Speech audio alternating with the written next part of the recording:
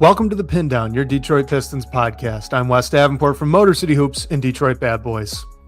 And I am Robbie Betalon, covering Michigan State for the Only Colors, and of course the Pistons for Detroit Bad Boys. Wes, I feel bad this time because I did not watch any movies this week, and I have Me either. Yeah, I have nothing new to bring up. But I will say we started Ted Lasso, the new season of Ted Lasso. Okay. And I have thoroughly just enjoyed Ted Lasso in general as a very fun and feel good show, as opposed to going on Netflix and looking at all the murder documentaries and whatever else is on there. As much as I enjoy those, I love Ted Lasso as a good curveball to make me feel good at the end of the day. So I have nothing movie related, but Ted Lasso, big fan of Ted Lasso. That's all I got there. With as much judgment as I can restrain, and hold within myself, true crime fan, huh? Yeah. Really? All right. So the one that we watched most recently, I think there were 3 episodes. It was like a little mini series on Netflix, but it was about I think it was Idaho. I forget what school that guy who went into that college house, and there were 4 college kids in there that he was not nice to them. And, but they found him. It was just a very, very well done documentary. And then also when we go on road trips, bunch of true crime podcasts are our go-to, hey, we got to kill 2 hours. Let's throw something on there. And I don't know why it's so interesting, but I do enjoy them. Not a true crime guy?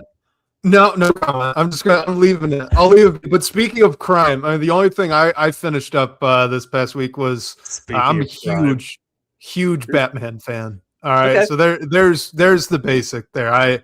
There are plenty of photos of young Wes where there were multiple years in a row I was Batman for Halloween. I just didn't care. So I finished up Batman the Caped Crusader, the season 2 of that.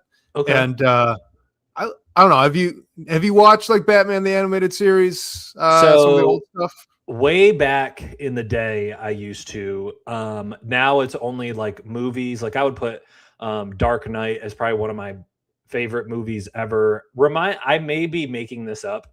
Did you have a tweet one day that said the Batman was better than any other Batman movie that you had seen, the new one with Robert Pattinson? Okay. Yeah. Here's what I'll say there. I don't think that's a too hot of a take. I really liked that movie. I will say I will put The Dark Knight at the top of all Batman related things, but the Batman with Pattinson I thought was a fantastic movie. I like that they kind of embrace the darker side of it, but very, very well done. I really liked that movie as well. Yeah, my point on that one is if you want to argue, if anyone wants to argue with me so Pistons fan 11, I really like Batman Begins. I like Batman Begins more than The Dark Knight as far as the Christopher Nolan trilogy goes. Okay. Look, if someone wants to argue, and anyone, feel free. I will never push back with you on this, but I think The Dark Knight, if you want to say that is the best movie, as far as movie standards go, that a Batman film has produced, I can't really push back with you on that. But as far as a Batman story goes, a Batman movie, I do think that Batman Begins was better. The origin story I thought was incredibly well done. But then the Robert Pattinson version is just a very, very good kind of comic animated series, accurate, more or less, take on Batman, and tells a fantastic story on it. I know it's just what is it, 7 and oh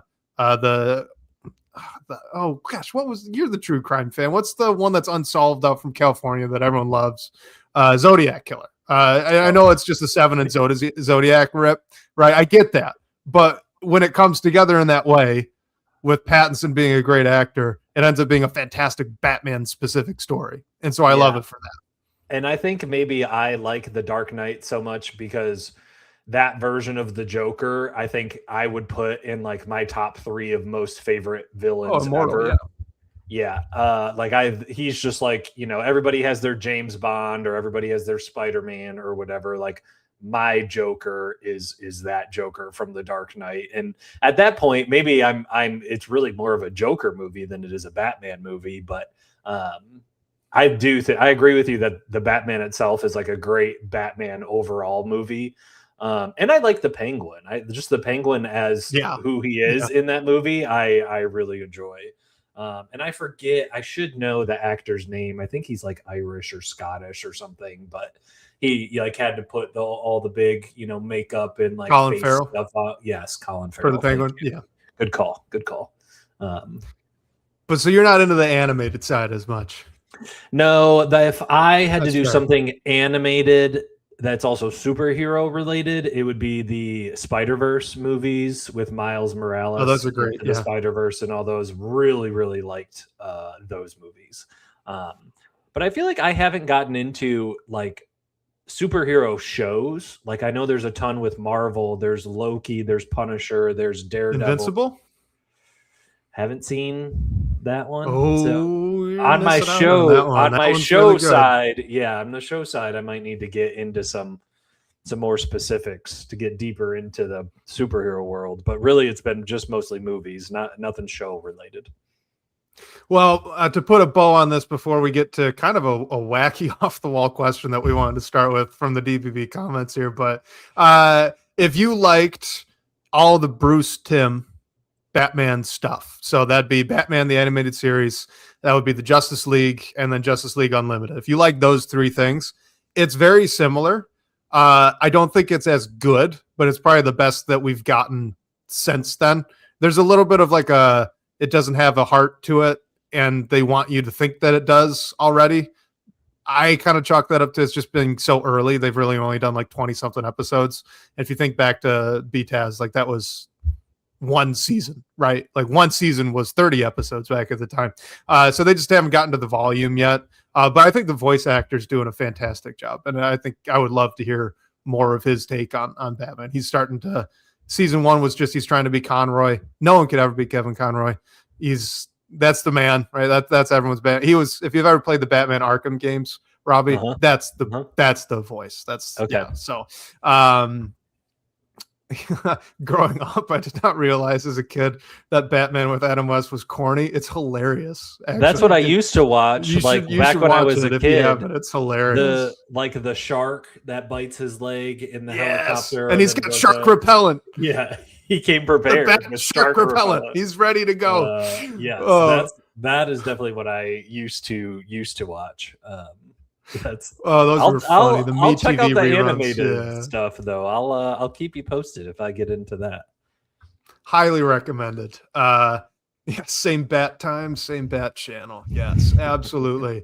All right, this weird, wacky question that we got that we're just going to open the show with here. This is from Small Ball in the DBB comments. Says if each member of our team was magically turned into a song from 1964 to 1972, which song would they be?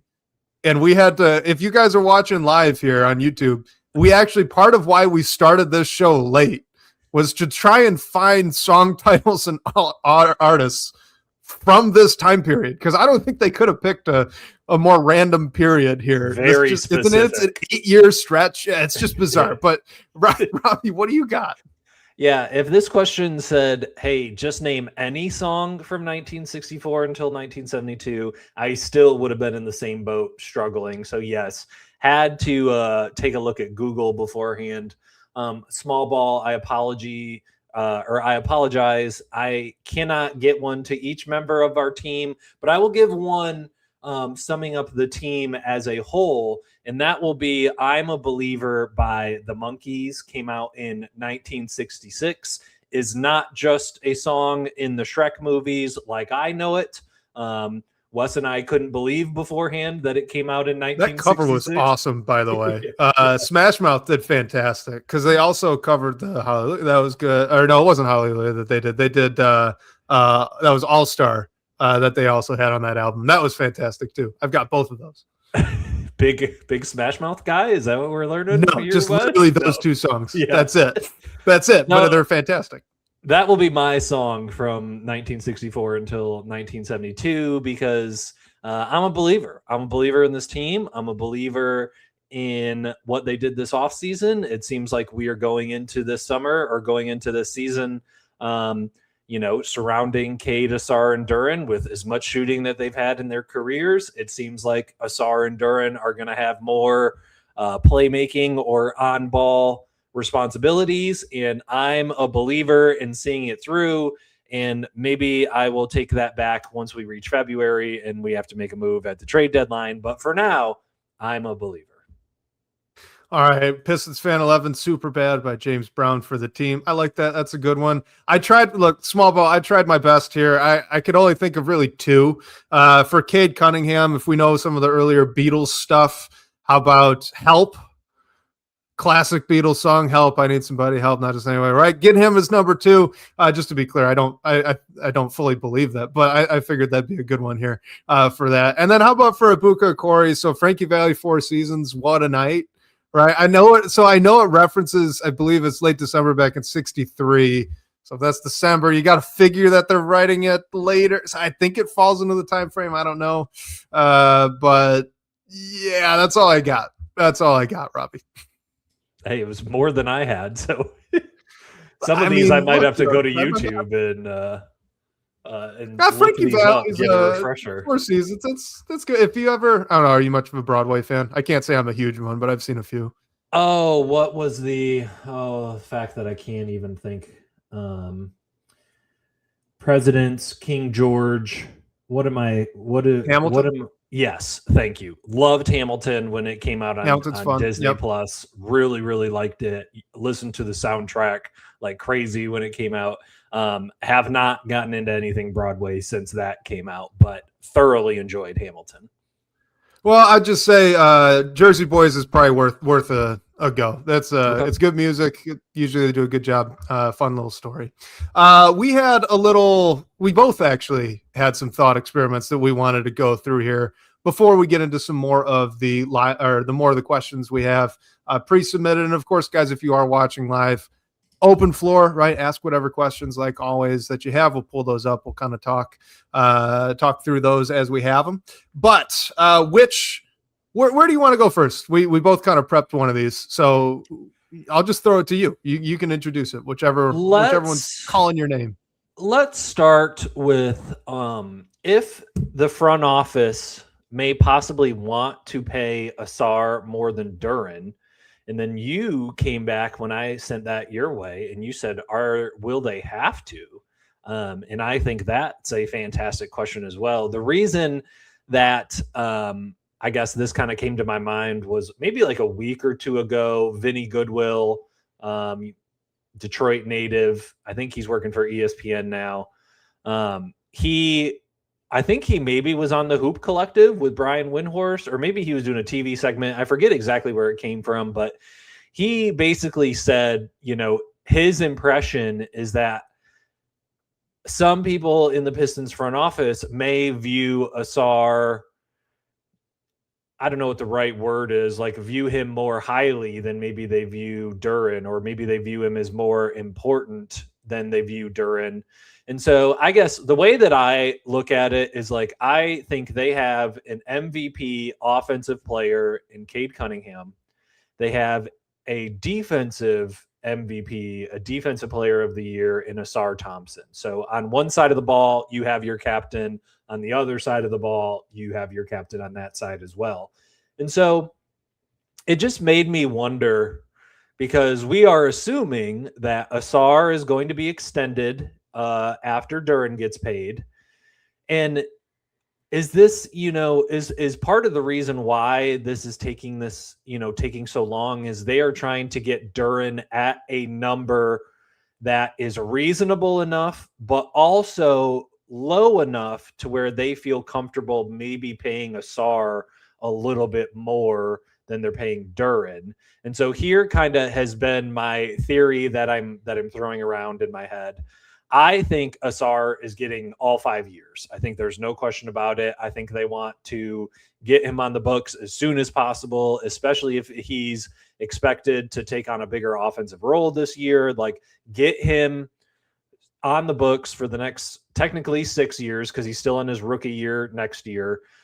get him on the books for 5 years after his rookie year, and get him as cheap as possible. So let's say if they're high on Asar, what if they want to pay Asar $35 million per year and give him that 5-year, 175 contract?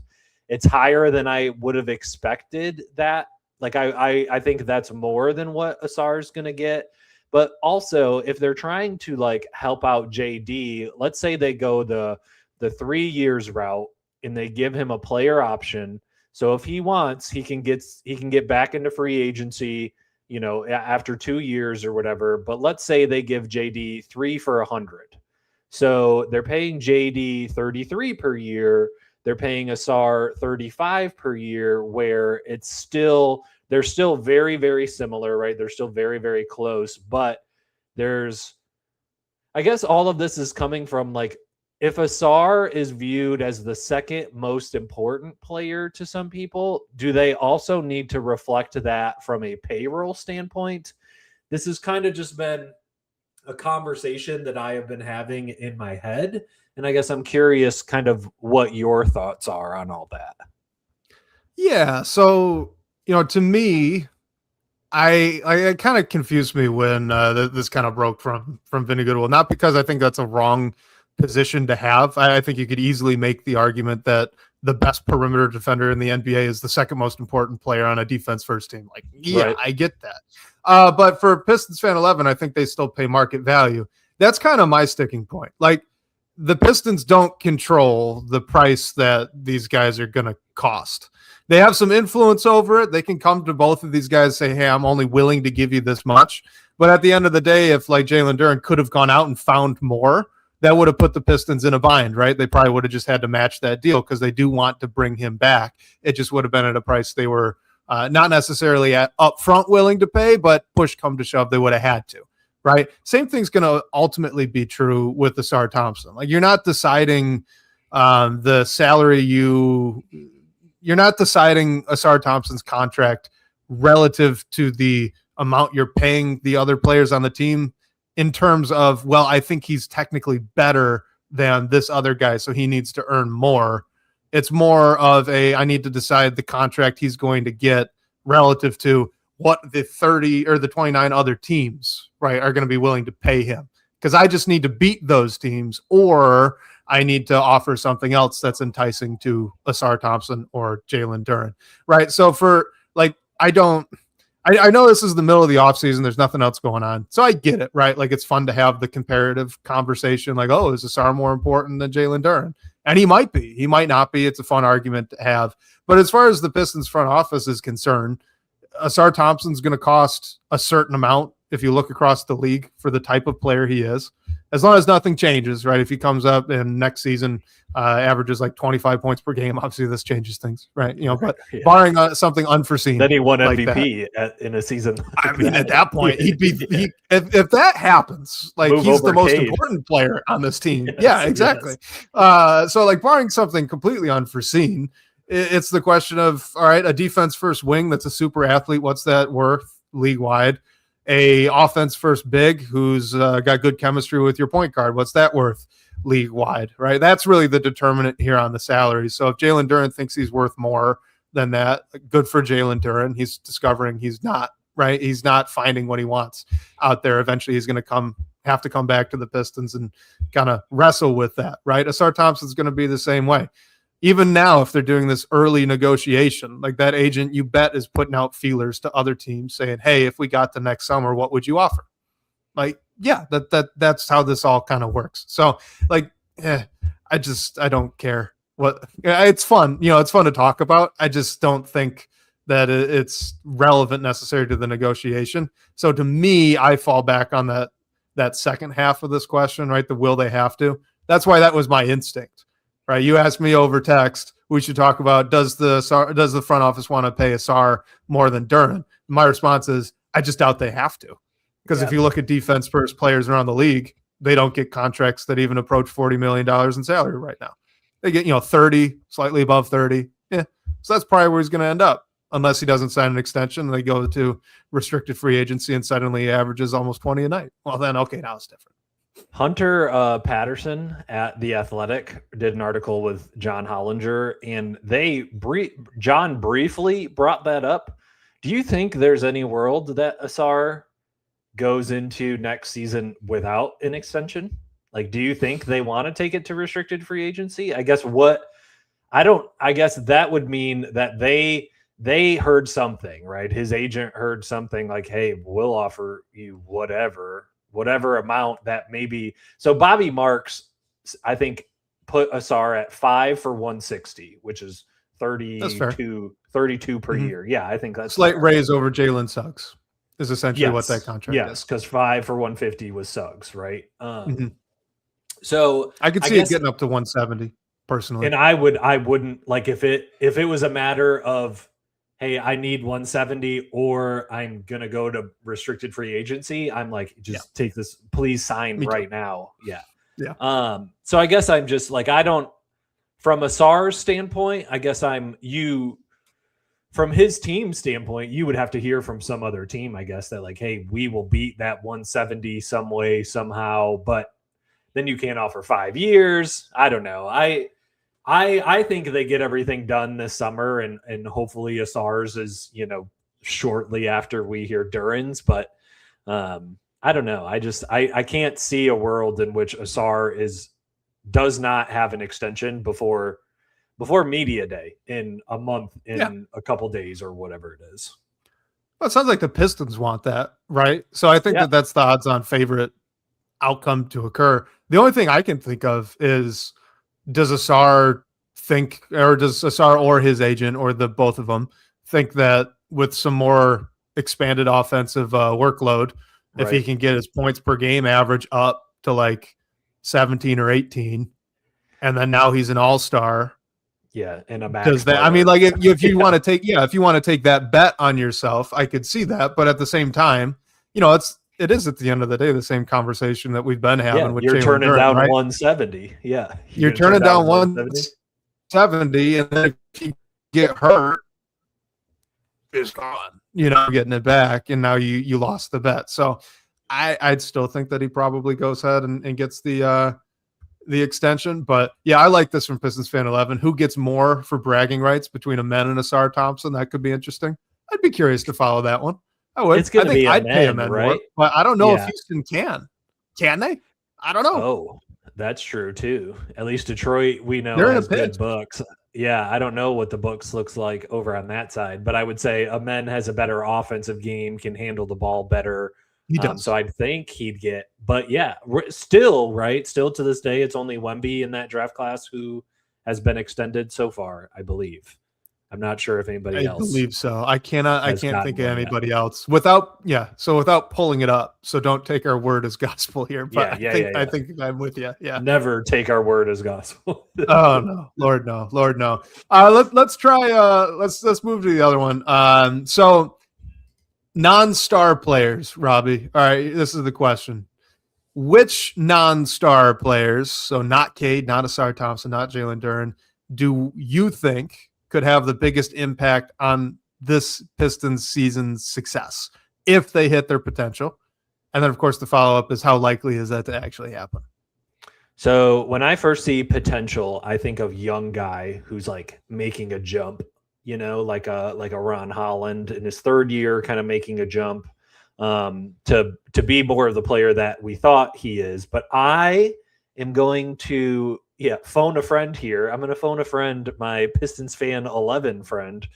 I think it's John Collins. I was down on the signing. I was down on him before he joined the team as just even an idea of somebody playing the 4 for this team. Since he's joined, I have done a complete 180. Doing a deep dive, I wrote a little article about how I think his fit, his play style should fit way better with this group than the way that Tobias played. I think I've said it before, but I remember seeing John Collins had 100 more attempts at the rim than Tobias did, and Tobias had 100 more mid-range attempts than John Collins did, and they both shot about the same number of threes. So this is where my math brain comes from, where I just like start thinking about efficiency, and I'm like, you need to be shooting a 3-pointer. If not, go dunk it. Like that kind of is how John Collins, his archetype, his play type. He's usually shooting corner threes, or he's trying to get to the rim, and stuff somebody. So I am buying the John Collins hype. I think he could get back to his Atlanta days of reaching like 17, 18 points per game. My biggest thing that I will need from him is I need him to shoot more 3-pointers, though. I think this only happens if he shoots more 3-pointers, to the point of like, I need him to get more than 5 per game. I know that he's never shot more than 4 per game in his career, in any season. So we'd be asking him to do something that he's never done yet in his career. Granted, playing around guys like Cade that can find him, playing around guys like Asar and Duren who are really operating inside the arc. They need a shooter at the 4 that is willing to get those shots up. So how likely is John Collins to hit his potential? I think it's lower than I want it to be. I'm going to put it at 40%.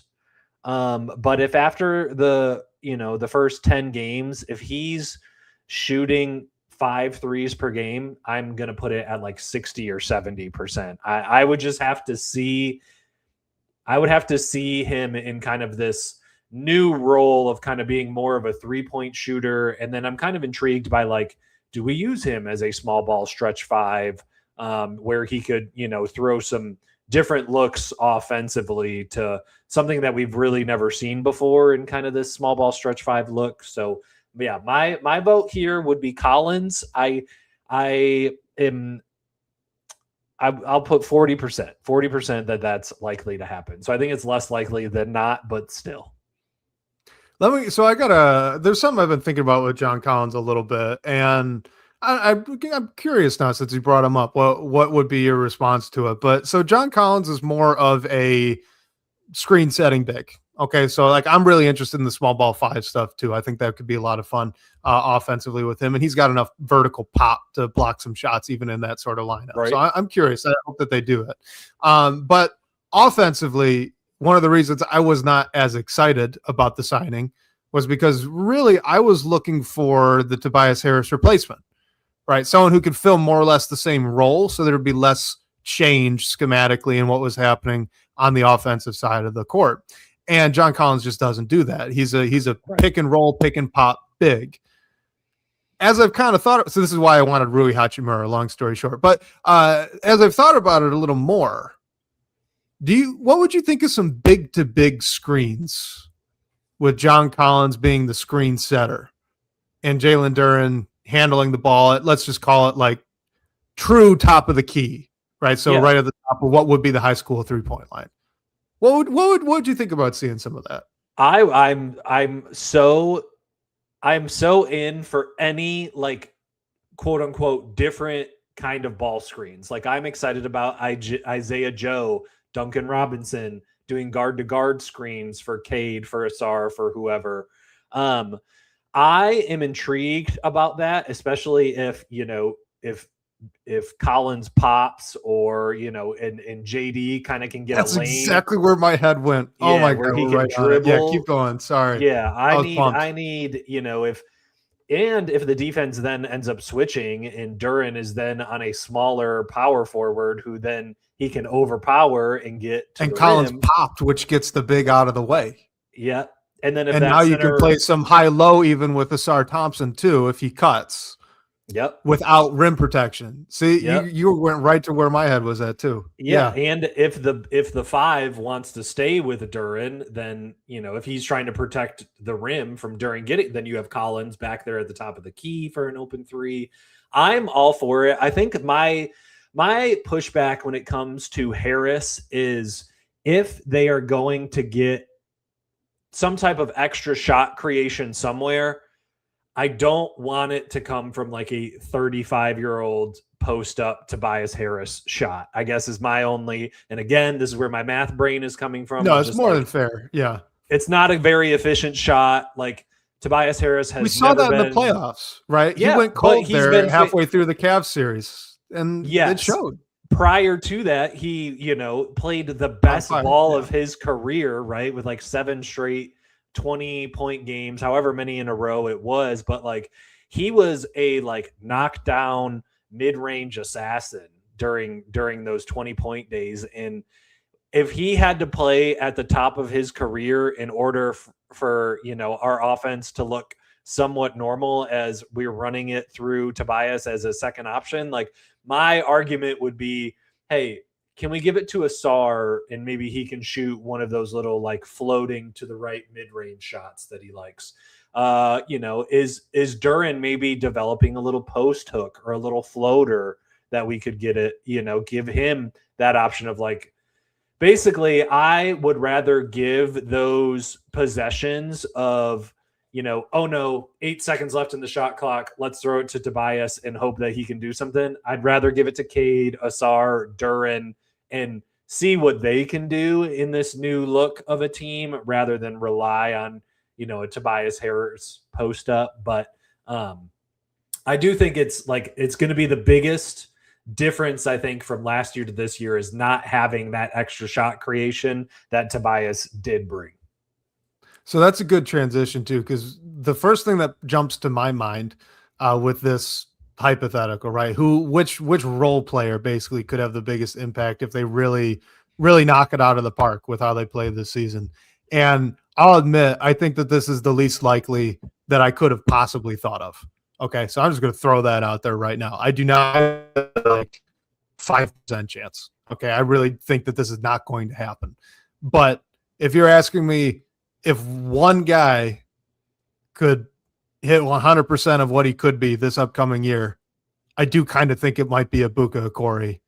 The ability to just get to the rim at will in isolation in the half court and hit a league average from 3, which is kind of the high-end outcome you're talking about here. So if you've got a guard next to Cade that can not just take pressure off of him if they're really extending the defense up to the half court, but can actually punish the team that's trying to do that. Because if you extend up on a, quote, fully realized, unquote, Ibuka Okori, he's just going to go around you, right? Again, massive amounts of projection. If he can hit a catch and shoot 3 at, 37, 38%, and then be at like 35 overall to incorporate some off the dribble stuff.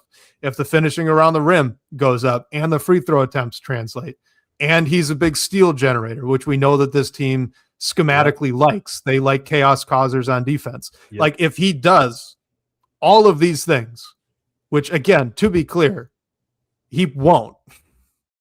He won't. This is not going to happen. 5%. But if he did, 5% chance. But if he did, I mean, that unlocks the offense, does it not? I mean, you can't, there's no guarding the Cade Cunningham pick and roll with 2 defenders because he can hit the catch and shoot, and you can just do the same action with a Corey on ball and have Cade off ball.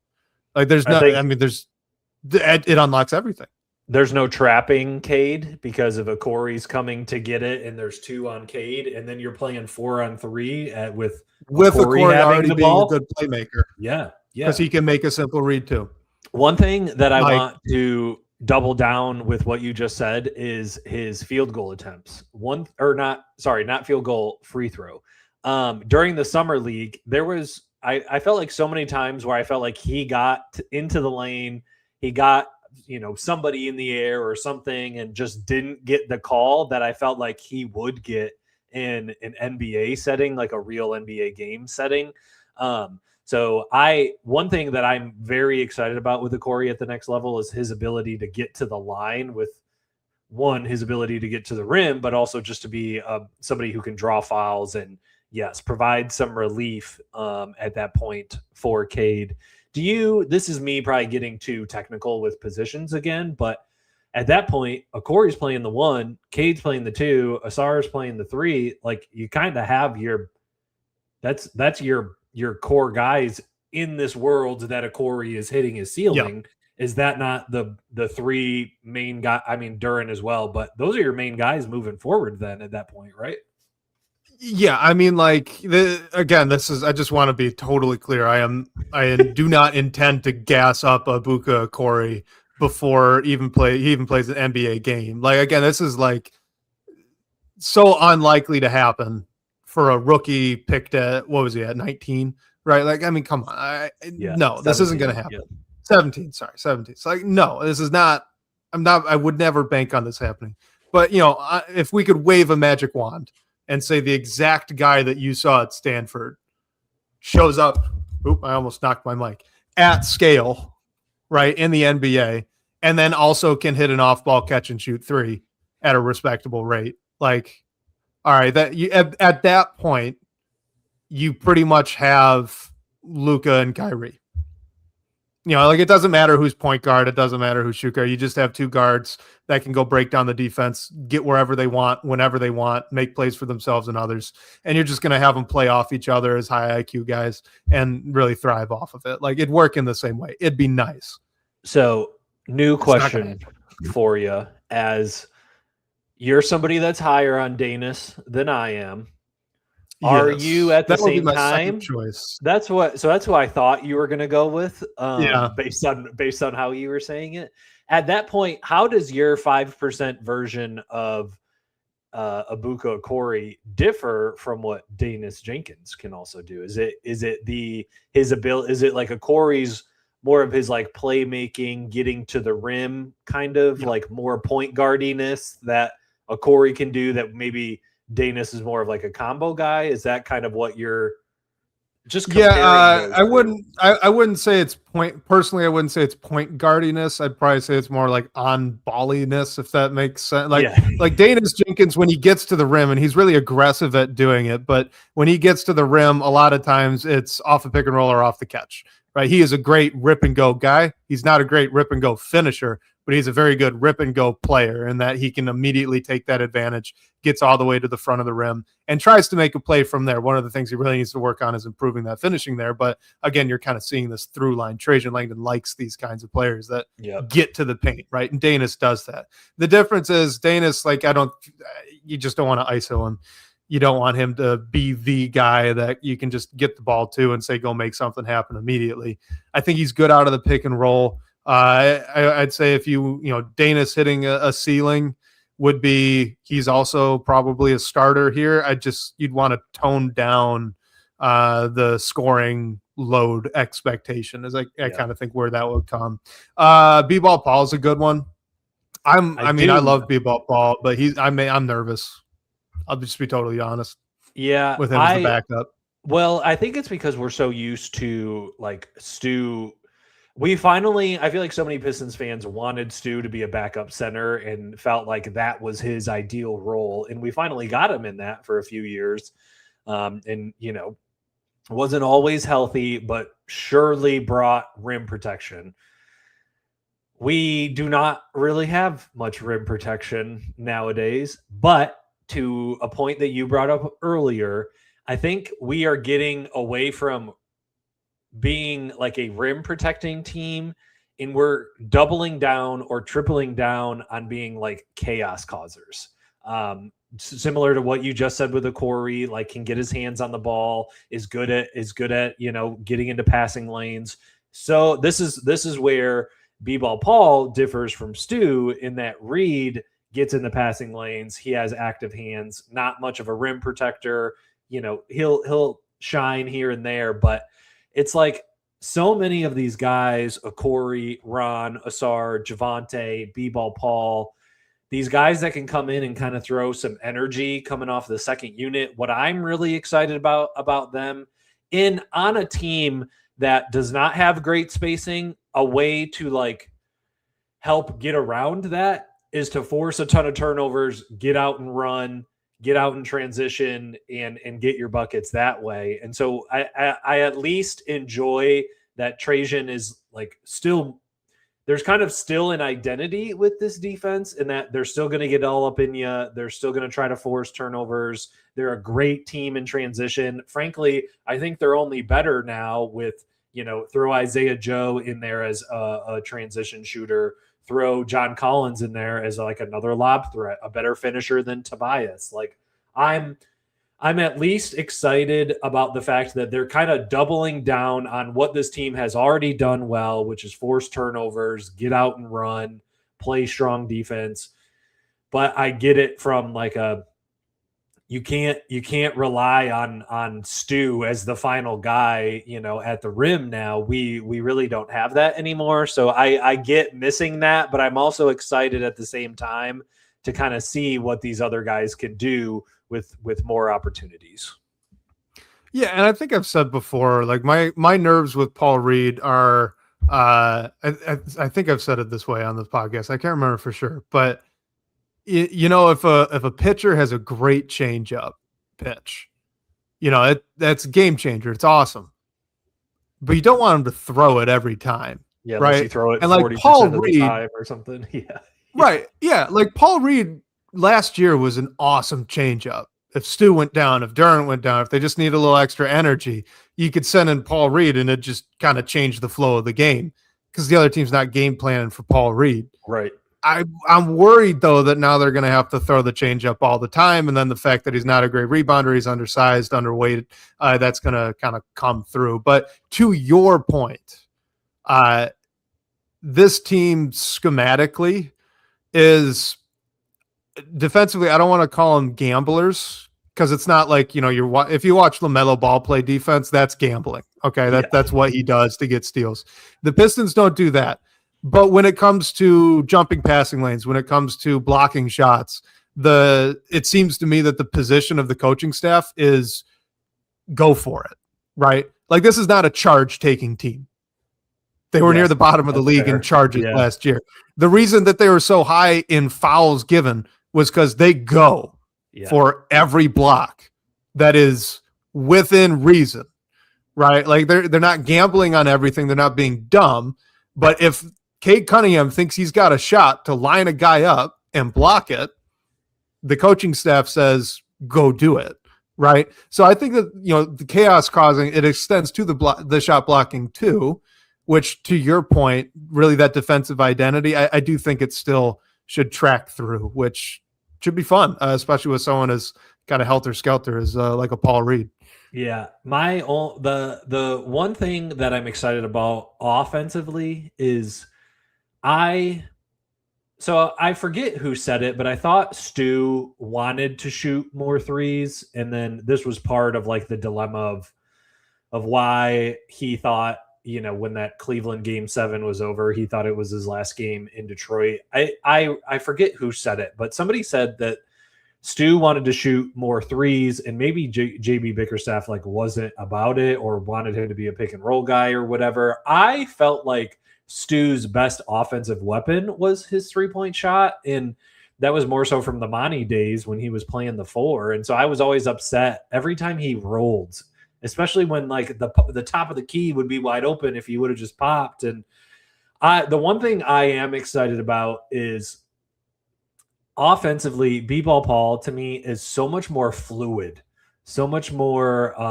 whether, we've seen him do Euros. We've seen him. I remember the playoffs. He had that weird Dirk fadeaway. He's way more fluid than Stu is offensively. And so I'm excited about that. At the end of the day, I will be curious from what he brings on offense compared to what he brings on defense, comparing it to what Stu brought on both of those ends. There's a world where I think it's even this season, where what you lose on defense from Stu to Paul, you're also gaining more from Stu to Paul on the offensive side. And so maybe that's now something I've just put in my head that I want to pay attention to this season is how the backup center, does it feel even at the end of the day based on the improvements on maybe the offensive side of the ball, but we'll see.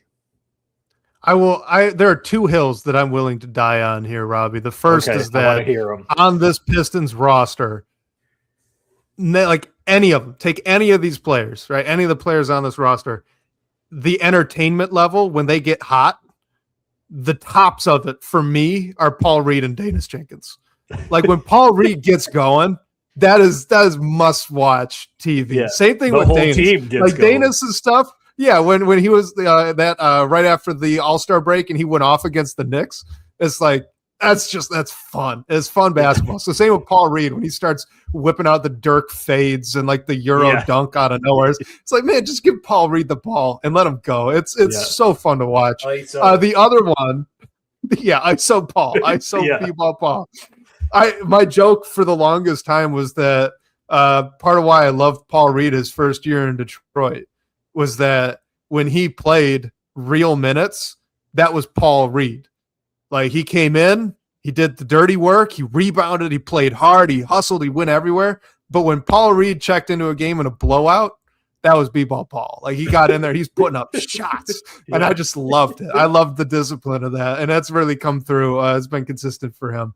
The other hill that I'm willing to die on, Robbie, is that I never saw anything from JB Bickerstaff that said he did not want Isaiah Stewart to shoot threes.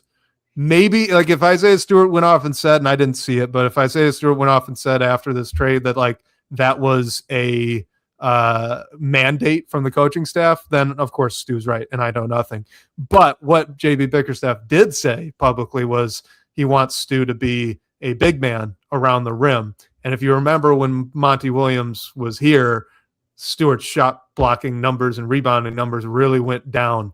Yeah. So the first year JB said, Stu, you're a 5, rebound the ball, block some shots. And then once he started doing that and they kind of got that identity back into him, that's when later in the season and then now into last year, you saw the 3-point shots start to tick upwards. Still weren't as high as they were. But I think that was actually some nice coaching by JB Bickerstaff to me. Other people are free to disagree. To add to your point too, I will say I feel like there were so many times where Stu did get the ball at the 3-point line and wasn't ready to shoot. You know, it's like he wasn't confident. He was like, oh, I could have shot this if I would have been ready. So the fact that, just to add on a little bit to what you said, the fact that he was not always ready to shoot when he had opportunities to shoot this past year, also just more evidence to support your claim there too. All right, let's try to get through some of these a little bit more quickly so we could get to the fun little game we got here for the end. I pulled this one here. This was so Mr. Happy Mushroom from the DBB comments, but he is pulling the stat from I believe it was Piston Powered, that blog, that fan site. Then you'll definitely go read it. They do good stuff over there too. But he said Duren didn't just fail in the playoffs. He was terrible in crunch time minutes last year, 45% field goal percentage, and then brought up some strength of schedule stuff. And there's both something to it and, in my opinion, not much there. But so if you go to Basketball Reference, you pull up the game score, right? So you sort highest game score for Jalen Duren last season. His best was against the Cavs, so that doesn't quite fit. But then it's New Orleans, Washington, Dallas, Indiana, Brooklyn. Then OKC, so that doesn't quite fit. Then Memphis, that does. Toronto, those a good team. Phoenix, a good team. Portland, a good team. And we're back to Brooklyn, not good. Utah, not good. Atlanta, very good. Spurs, very good. Sacramento, bad. And that's the top 16. So to me, that's a nice mix. But, what do you think here on this one? Yeah, I'd be curious how many attempts he got in crunch time, or also what is crunch time? Is that the last 5 minutes if the game's within 5 points or something like that? I'd have to. If it came from NBA.com, I believe that's the definition. I do believe that's the definition. I'm relating this to my comment from Tobias Harris earlier, where I didn't want Tobias Harris being like, I don't need mid-range post-ups from Tobias as our second option on offense. I also am not relying on JD to be the clutch guy when Cade Cunningham is on this team, when, Danish Jenkins even has some clutchness in him. We've seen him hit some big time shots, but crunch time, clutch time, whatever you want to call it, I need the ball in Cade's hands. I got to assume that whatever, I'd have to look more into those stats, but I would assume the sample size is not very high. I can't imagine, JD has a ton of field goal attempts in crunch time. And so I guess I'm kind of I don't know. Am I getting just sick and tired of talking about JD in the playoffs and like poor, We both probably are. yeah, Yeah. yeah. And like honestly, with the strength of schedule thing too, Robbie, it kind of I'll just be totally honest. It kind of blows my mind a little bit that like, why is this a bad thing? Okay, so like if you pull up Cade Cunningham's best game scores, there are a lot of bad teams mixed in there too. What is bad about having players that beat up on bad teams? Yes. Like that's how you win 60 games. And like you need guys that do this. You need someone that can just consistently go and beat up a Washington Wizards before they go and trade for Trae Young and AD. Like, I mean, someone has to, right? So like, why is it bad that it's this guy doing it? I don't quite get it. I remember I was watching an episode of Game Theory and Sam brought that up about a Jalen. Yeah, he started it. Yeah. Yeah. Where it was like, good stuff, but he played well. Then I'm like, he played the Wizards and he had 33 and 15. And it's like, yeah, but he played the Wizards. And it's like, I want a player that can put 33 and 15 against anybody. I don't care who he's playing. 33 points and 15 rebounds from a guy that doesn't shoot the ball is awesome. That means he had 6, 7, 8 dunks in that game. Like that's a good, like, yes, good players. According to Basketball Reference, the best game that Cade Cunningham played last year was against the Washington Wizards. It doesn't count. It was against no one else was there, right? That was the game where it was like Cade and nobody because everyone was hurt. And he shot like 50 shots. Yeah, something like that, right? And it's like that's his best game score on Basketball Reference, which itself should tell you a little bit about game score from Basketball Reference. Yeah, but there you go. Regardless, like I guess we can't count that. I guess his really nice game against the Brooklyn Nets just doesn't matter. I share your opinion I'm the same way. Good players should be good against bad teams. They should be good against good teams. They should be good against bad teams. I don't care who it is. If Cade's going to drop 40 on somebody, I think it's as legit if he was playing the Wizards or if he was playing the Spurs. It doesn't matter to me. Yeah, and I don't even mean this as like a we need to defend Jalen Duren thing. This is just, I think, a good, that's just what the NBA is. Like you said, you have to beat up on bad teams to be a good team. So that means your players are going to play better against bad teams. Like, yeah, duh. But I think even the fact that like last week, right, we got the Order of the Blazing Horse guys on.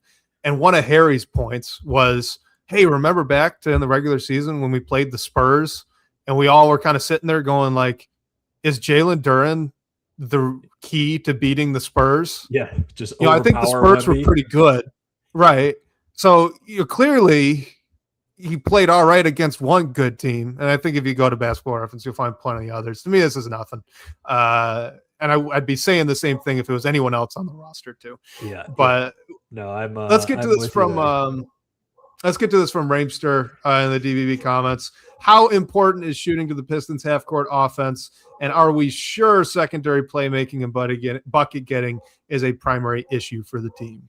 Yeah, I love that second question because Ramester, I am not sure that secondary playmaking and or bucket getting is the primary issue.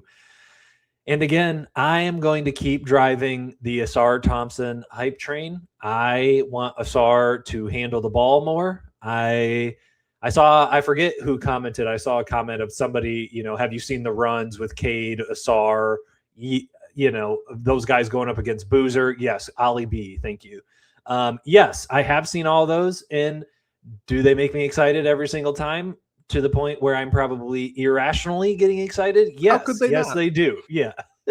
But I like I guess in a short answer, the Asar that I'm seeing in these runs on these videos, these clips that we're seeing on Twitter or YouTube or whatever, I want to see what percentage of that Asar that we can get in the regular season. Is it 80% of what we're seeing in those clips? I would love to see that. So I'm not sure that the primary issue is secondary playmaking. To his first question with how important is shooting to the half court offense, I think a ton, but Trajan checked off those boxes. To me, as a guy who is, I feel like, way more biased to the modern game into 3-point shooting, and I like value that among anything else. I think like I think we have a satisfactory level of 3-point shooting now, especially surrounding Asar and Duran.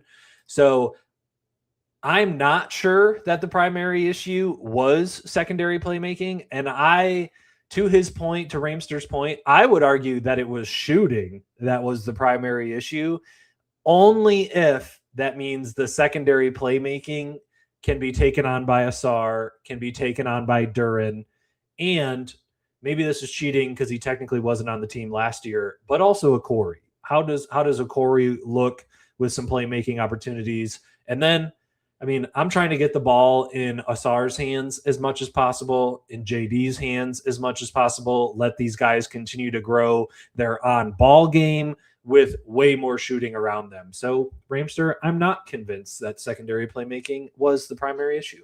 What about you, Wes?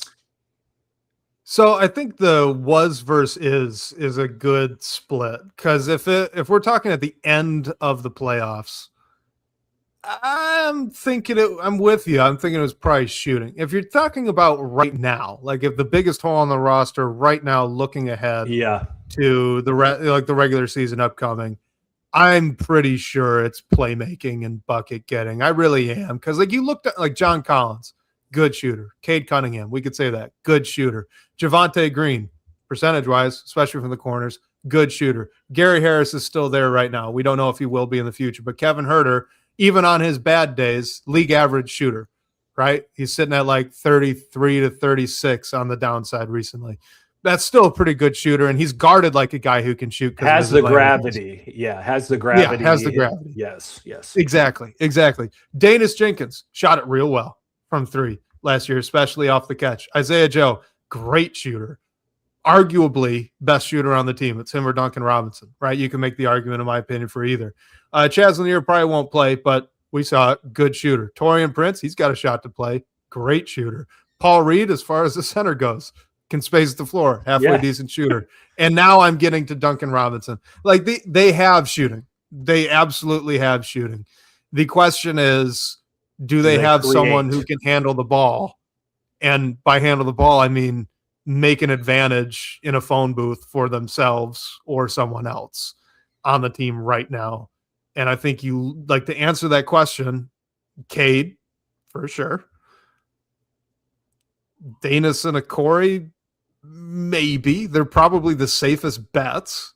I would agree. And then it's two guys that we just don't know in Asar Thompson and Jalen Duran. Yeah, both of those guys for different reasons. Yeah. All right. Varying levels of haven't proved it yet.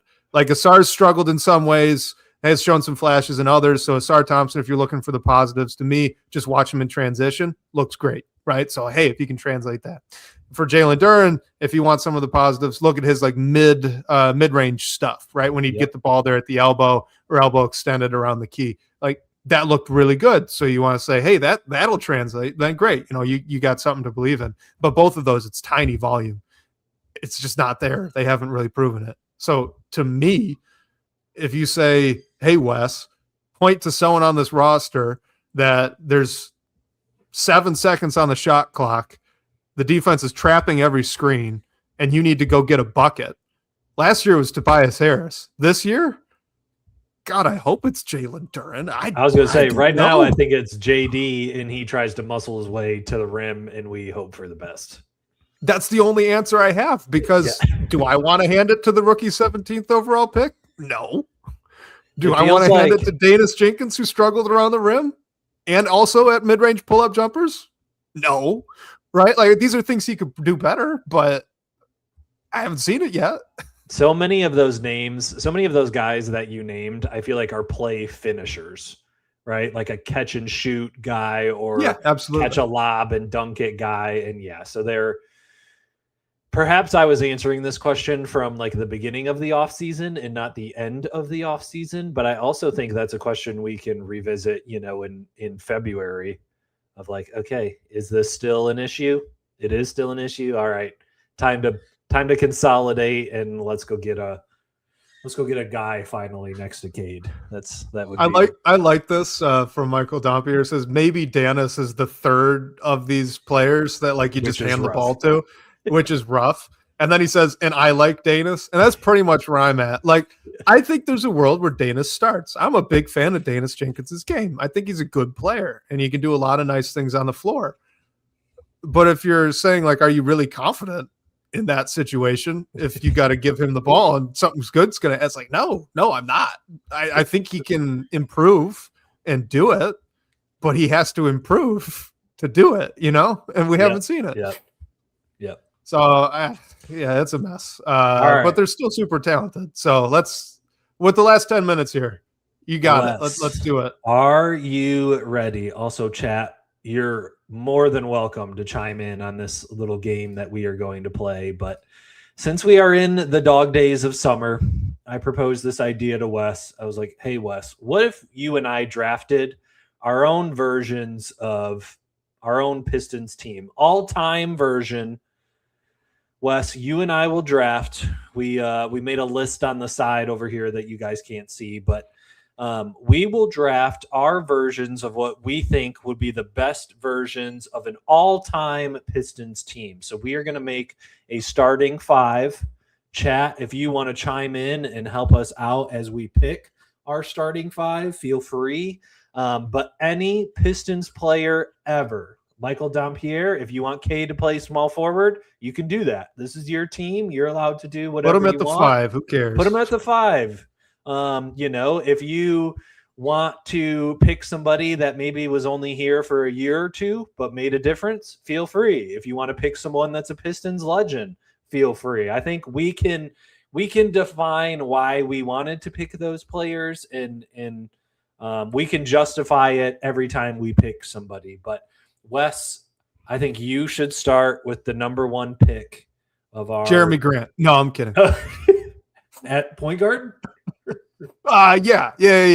Jeremy Grant at point guard. All right. I'm honored. To have the first selection in the inaugural Pindown Pistons all-time draft. And I am going to take Grant Hill, and I'm going to put them there at the 3 spot. Because you know what? His peak is arguably, this is still before my time, so I never watched Grant Hill myself. But from what I understand and what I can see, Grant Hill's peak is arguably the best individual basketball player the Pistons organization has ever had. Vinny Goodwill has said that was LeBron James before LeBron James. So I am taking Grant Hill. And I do love how much Cade is compared to Grant Hill as well. That makes me happy. Yes, absolutely. All right. I thought you were going this route. And so because you didn't take him, I will have to take him. But let's take Zeke, the legend. We have a Zeke behind us. We have a Zeke on the board. Yep. I'm just going to go with perhaps the best point guard in all of Pistons history until Cade Cunningham finishes his career. I will take Isaiah Thomas. I like it. Yeah, so as Pistons fan 11 says, that is my kind of prototype of or archetype of player that I do very much enjoy. So kudos on Pistons fan 11 to remember last week's show. Yeah, he knows now. He knows what I like to watch. But is it too early to just go with Cade? Like, is that crazy, Robbie? Genuinely, let me ask you: is this crazy to say Cade Cunningham here with the second pick? It's all about what I think. It's how you want to define it. I also think, I think Cade's versatility plays into this. I think I do not think it's crazy to take Cade Cunningham here, and I also think there's a little bit of projection here. We know he's on his way to winning MVPs. We hope that he's winning a ring at some point. I don't think it's crazy if you take Cade in this spot. And that he's on a team with Grant Hill. Yeah, exactly. So Michael Dompierre says that Cade would be above Grant Hill to him. And honestly, I'm close. I think that the difference is just that Cade hasn't been around as long. Yeah, what we've seen the last 2 years, especially last year out of Cade.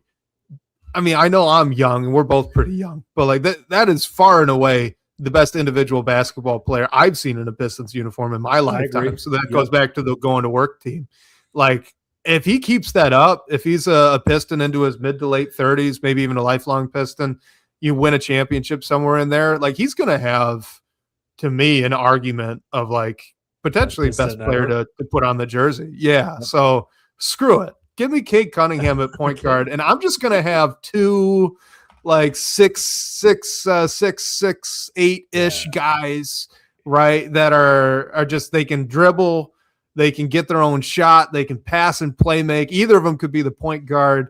Either of them could put you on a poster. Both of them are good defenders. Like I'm loving the versatility here. I think that's what I'm going for.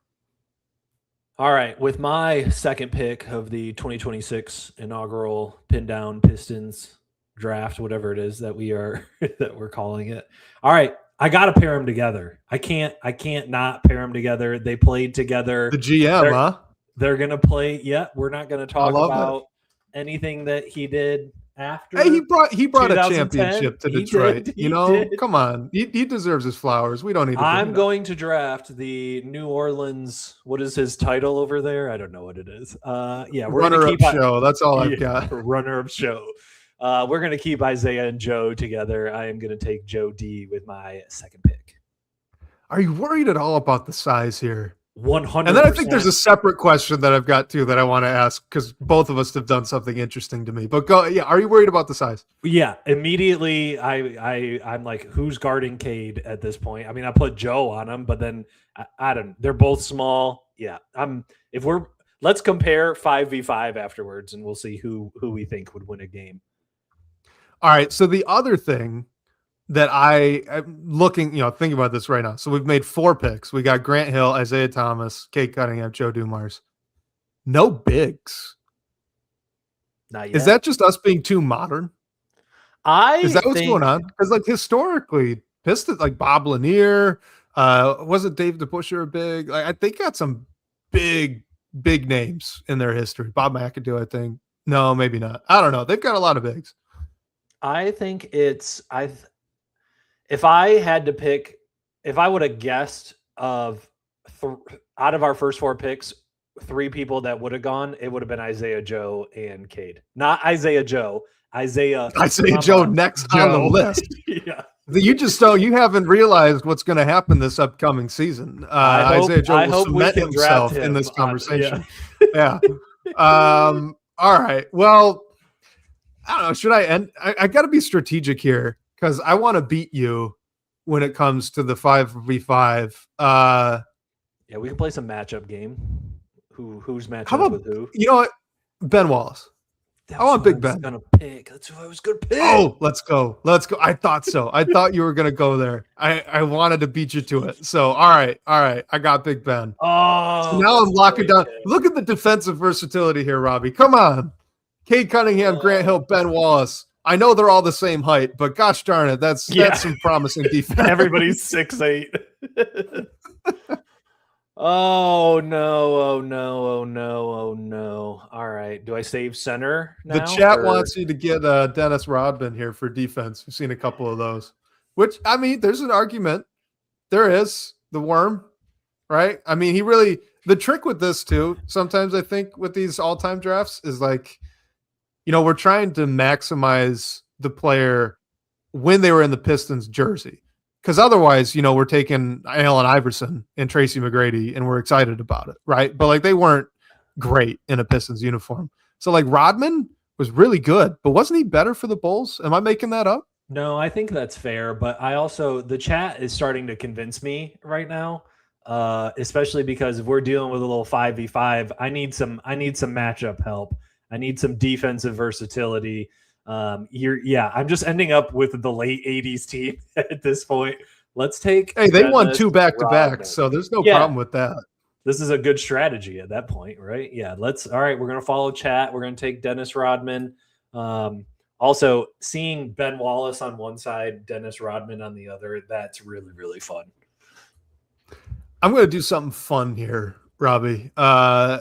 Player who, when they were with Detroit, near and dear to my heart. I loved watching this individual player when they were with the Pistons. They kind of saved the team for a little bit there. Made it interesting to be a Pistons fan again for me in my college days. Give me Blake Griffin. Dude, Give me all NBA third team Blake Griffin with this group. Pick.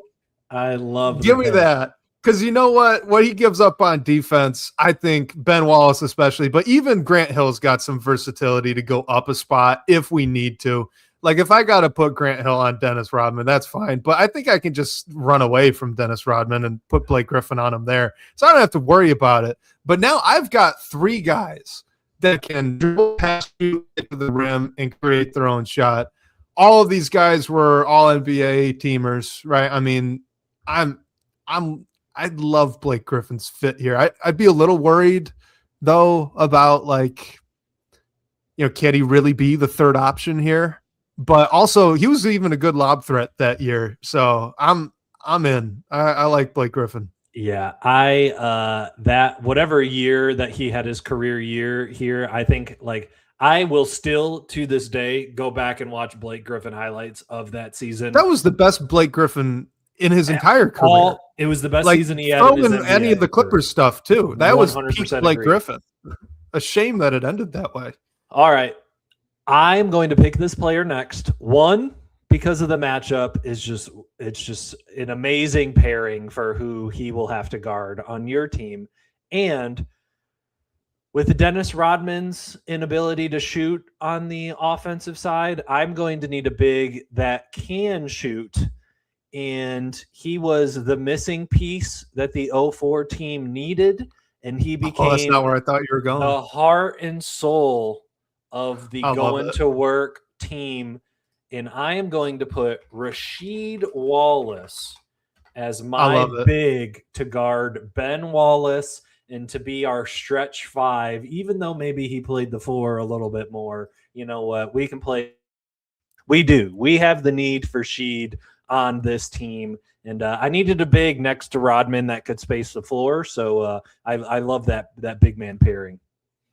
Wouldn't it have been, I mean, obviously this is only things you can do in 2K, but wouldn't it be wild?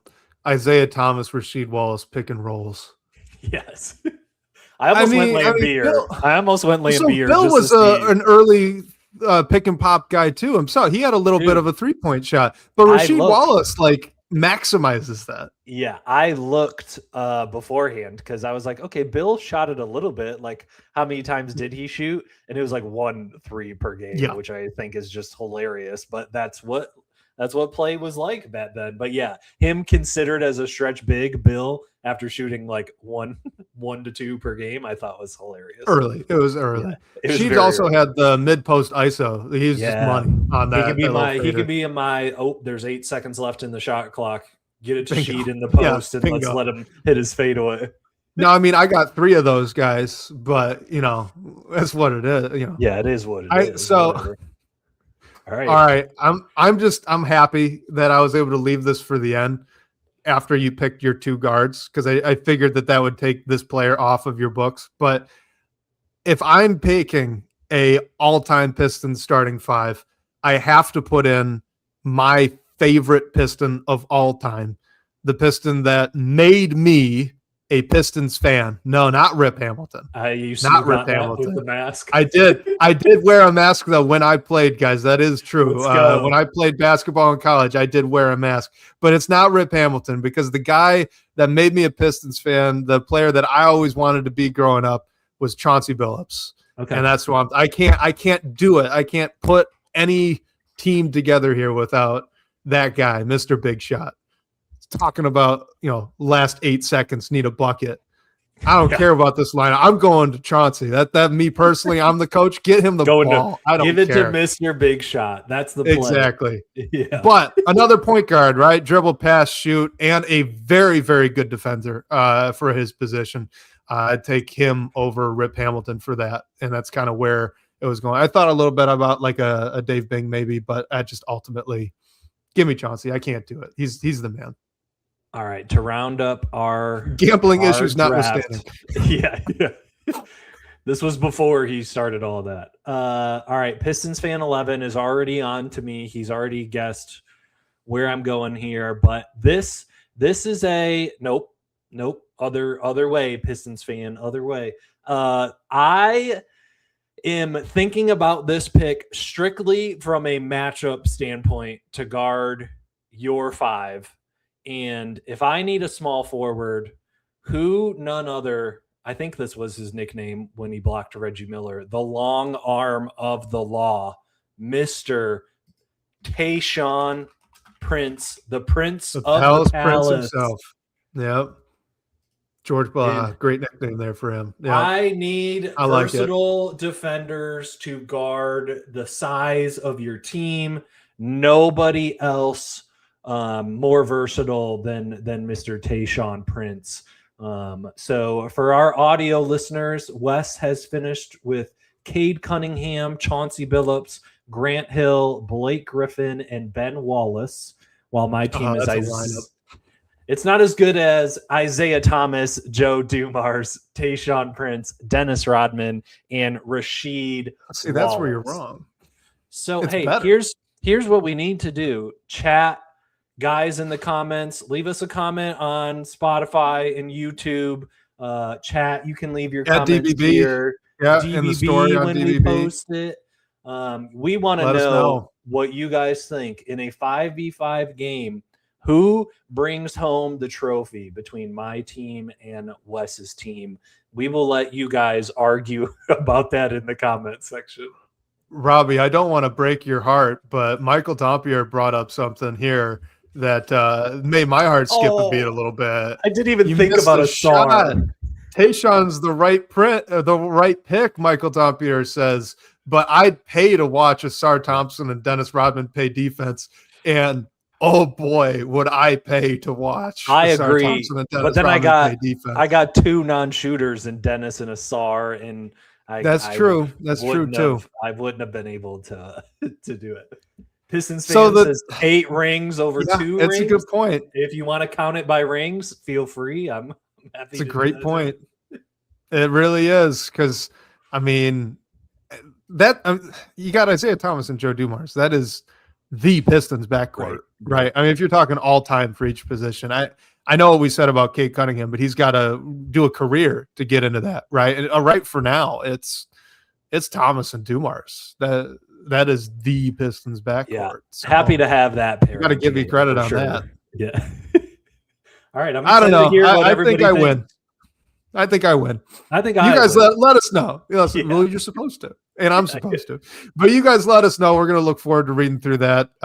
You know what? I might see if I could put a poll out. We'll figure something out. We'll get a voting down. Maybe throw it out on Twitter. But we'll bring it up in the next show and get you guys' opinion on who won here. But I think with that, we got to Pistons fan 11, the backcourt that beat Bird, Magic, and Jordan. Yeah, I know whose team Pistons fan likes a little bit more.